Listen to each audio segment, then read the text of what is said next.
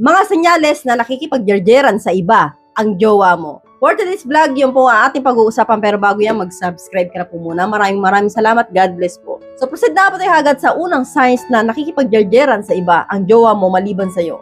Number 1, nag-iiba siya ng aurahan, no? Ibig sabihin ko dito, Lods, biglang napansin mo sa jowa mo, biglang na nagpaganda, nag-ayos sa sarili. Na dati, amoy durian. Ngayon, amoy mansanas na, no? Biglang nagpapabango, biglang nagpaayos ng buhok, biglang nagme-makeup, biglang bumili ng mga magagandang damit. So, kapag po ganyan, Lods, ang babae, signs po yan, no, na posibleng nakikipagjerjeran siya sa iba maliban sa'yo. So, posibleng kapag nasa trabaho ka, no, baka umaalis po yan, nakikipag-meet up po yan sa iba. So, mga tipo pong ganon. Pero, wag ko pong babase sa unang senyales lang na ito. So, pangalawa po, Lods, na signs na kapag makita mo sa babaeng jowa mo ngayon, yan po ay posibleng nakikipagjerjeran siya sa iba. Number 2, laging inis at walang gana sa'yo, no? Kapag po ang babae, laging galit sa'yo, laging inis sa'yo, no?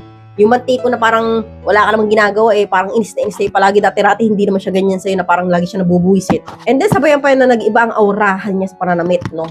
Mga forma niya, no? Yan po ay signs na posibleng nakikipagjerjeran siya sa iba.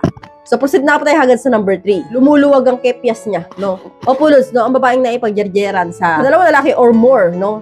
Lumuluwag po talaga ang kepyas, no? Totoo po yan. So, pagkadamor na ginagamit po yan ng iba't ibang lalaki, o kaya ginagamit mo, kahit nga siguro ikaw gumagamit yan araw-araw, luluwag po yan.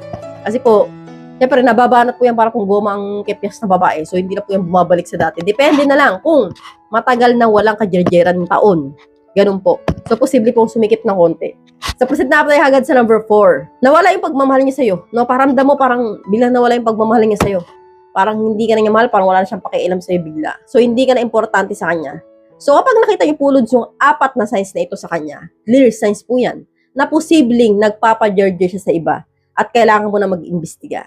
So, hanggang dito na lang po tayo mga Lods. I hope you learned something new in this video. More videos to come, so stay connected and see you again to my next video. God bless. Bye-bye!